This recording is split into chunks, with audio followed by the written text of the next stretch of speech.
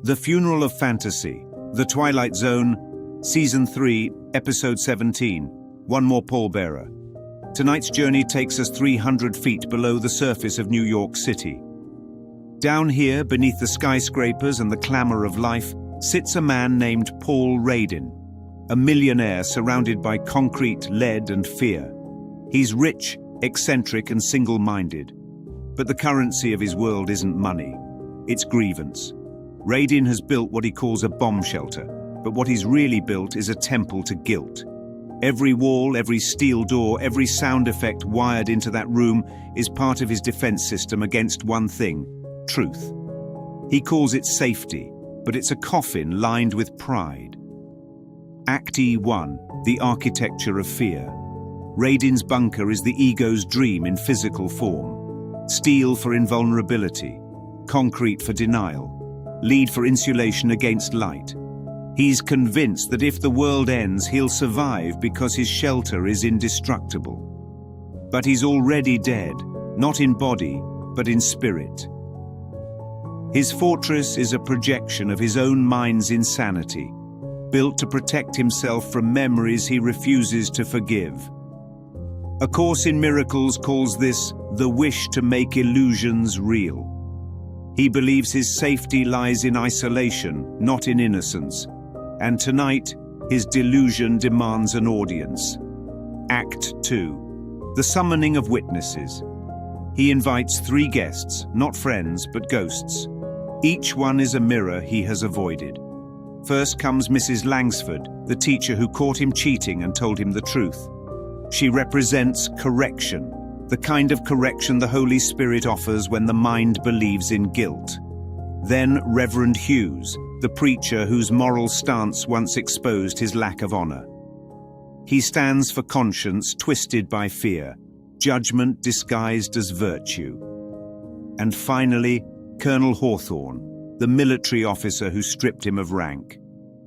He is the symbol of authority, the unforgiving father figure who reminds him that the ego's empire has no foundation. These 3 are not people anymore. They are archetypes, witnesses of the self he condemned. And he has called them not to reconcile but to force them to bow. Radin demands their apology. "Beg my pardon," he says. "Ask my forgiveness." But what he really wants is proof that he was right. That his fantasy of victimhood was justified, that they were cruel and he was innocent. In that one demand, the whole ecosystem is exposed. The ego's version of forgiveness is always conditional. It's the opposite of divine mercy. It asks others to confess before it can release them. It makes guilt real and calls that justice. When they refuse, when they choose honor over fear, something begins to crack inside him. The teacher tells him, "Use mirrors, Mr. Radin, they may help." She doesn't mean physical mirrors, she means perception. She's saying, look at your own reflection, stop projecting. But he can't. He's still clutching the past like a weapon. The ego always wants one more pallbearer, one more witness to confirm its suffering. Act 3, The Funeral of Fantasy. As the sound effects of nuclear war fill the shelter, Radin's delusion becomes total. Sirens blare.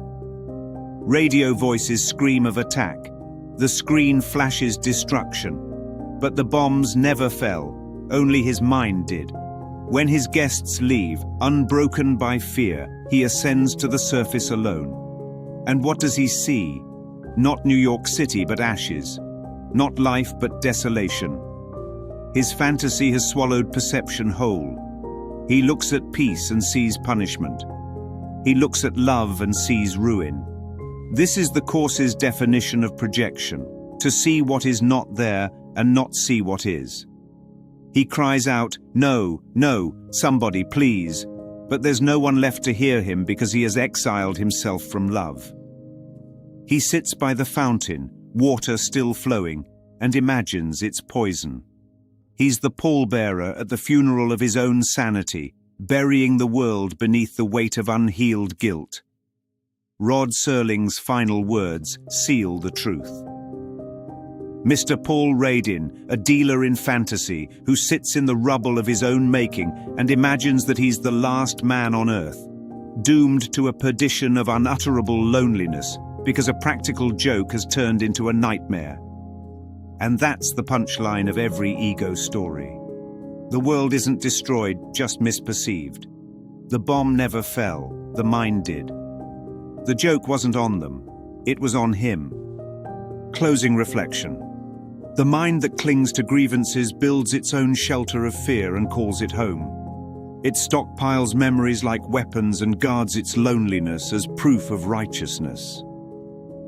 But the Holy Spirit asks the same question every day. What are you protecting that could save you from love? One More Pallbearer isn't about a man preparing for the end of the world. It's about a mind preparing for the end of illusion and mistaking it for death. In truth, the only world that ended was the one guilt made. And when the mind finally sees that, the shelter opens. Light pours in. And what looked like rubble becomes forgiveness.